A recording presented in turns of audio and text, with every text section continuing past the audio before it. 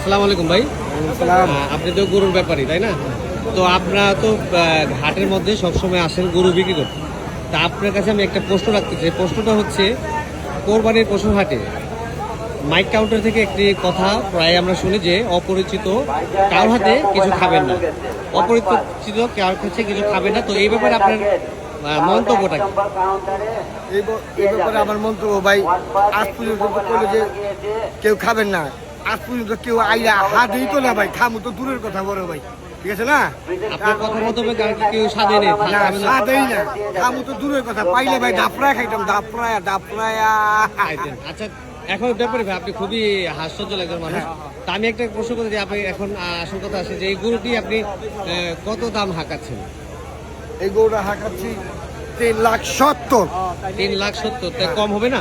না 3,70,000 বলছি। কম হবে না? না কম হবে না, চারে নাও কম হবে না, ফাঁকা ফাঁকির কোনো কারবার নাই, চারে নাও কম হবে না।